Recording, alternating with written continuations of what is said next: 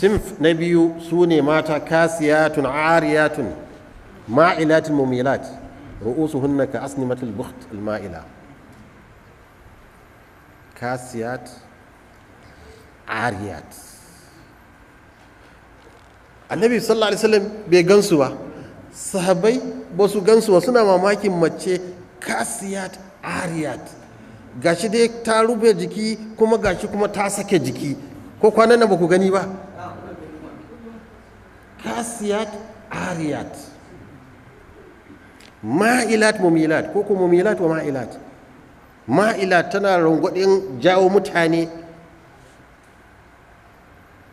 kuma kai an yi tozo da kai kaman tozon raƙumi albukht, raƙumi mai tozo biyu. annabi la yadkhuluna aljanna, ba su shiga aljanna, aljanna ba su shiga, kai kanshin aljanna ma ba sa ji, wayannan ba musu hisabi. Yarinya ta ga 'ya'yan shugabanni na yi, ita ma ta yi, sai ta fito ta yi ta tuba, amma tuban da take yi shine ta buɗe ƙofa wani ya yi wa annabi alaihi salatu wassalam ɓatanci.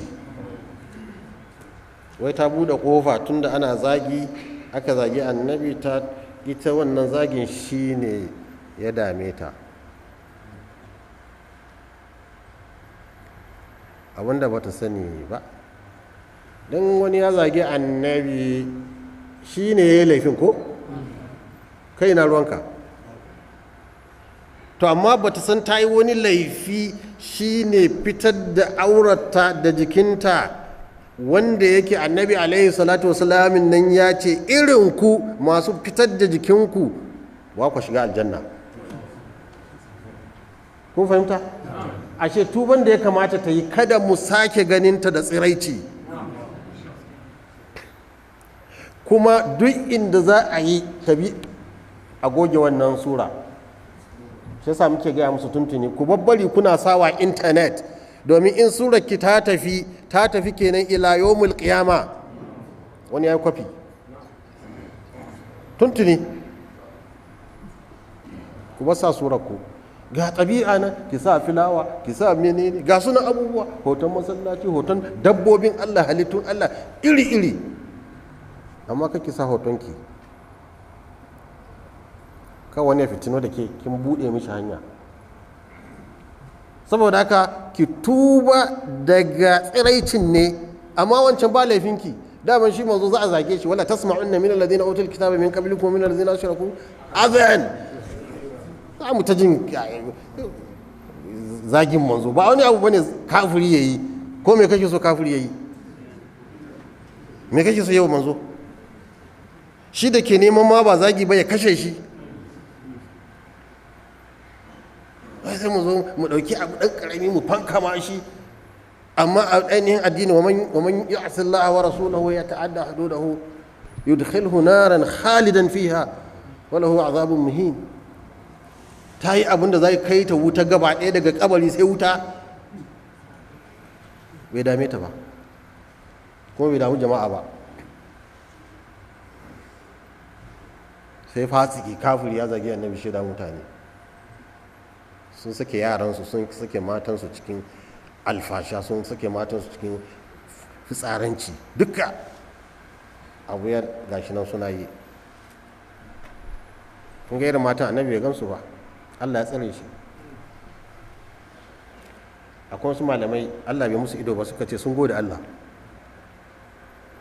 wai sun gode Allah su ma Allah ya tsere su da su ga irin matan nan da annabi bai gani ba. Malami yana gode Allah, alhamdulillah ni ban gan ku ba, domin ganin su musiba, domin ka gan su ka ga yar wuta, ba ta bukatun hisabi in dai bata tuba ba. To abinda muke cuka zamani ya zo, ba za mu ya tsare ku ba cikin gidaje, ba ya tsare ku ba yanzu, ba za a yi muku bulala ba, ba za a iya jefe ku ba, ba za a iya ba. To amma ka sani kai, domin zamanin hurriya yanci ne, ka sani abun nan da kike yi, duk macen da ta fito da mafatin, duk abun da aka ce ta rufe na jikinta ta fito mutane na gani, kawai ta sani tana yin laifin da zai kai ta wuta kai tsaye. Saboda haka mata Allah ya taimaka musu, ya rage musu takalif, babu wani abu a kanta mai nauyi, babu wani abu. kun ga maryama imrat imran allati ahsanat farjaha fa nafakhna fihi min ruhina ko, ba abin da ya ɗaukaka maryam bint imran, ba abin da ya ɗaukaka ta ba ta daraja sai tsare kanta da ta yi. tsarewa ne girman mace, darajar mace, iyakan tsare kanta shine darajar ta nan. ba yawan sallah da azumi ba, ba yawan sallah da azumi ba ne ke tsare ta tsare kanta daga alfasha da munkar, shine salah na mace. Sannan azumin da hajji su zo suna da kyau, wace ka su yi, amma ga number one to me amfani kuma kin sake wai ta wannan ita ta sake jikinta amma kuma son annabi take so ta nuna. San annabin ki in kuma kin sake jiki me amfani shi? Kina son shi yace kada ni ban ganku ba kuma yana murna bai ganku ba. Kun ga son ƙarya ne.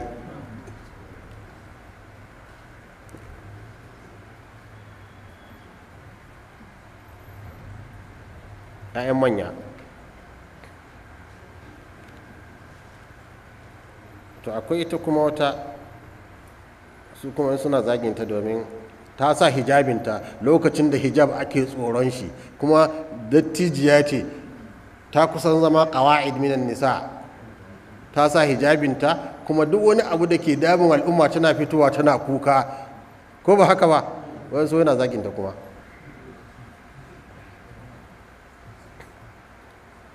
Inda ka nemi kallon abun sha'awa to babu, an rufe, an hana ka gani. Kun ga kenan tana magana da al'umma ka insan, ni mutum ce ina da ra'ayi amma ba ka kaga abin da zai ja sha'awa ba. Kun fahimta? To haka matan musulmi suke. Mace jaruma,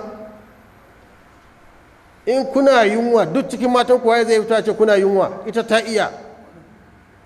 Ana musguna muku ta ce ana musguna muku ta iya. An sace yara ta fito ta ce an sace yara ta iya. Wai kuma suna zaginta. Sannan ga kun ji wayannan masu zaginta sun yi magana lokacin da yaran gwamnoni ke fitowa tsarce. Munafunci ne, munafunci ne. Saboda haka mace in tana son kanta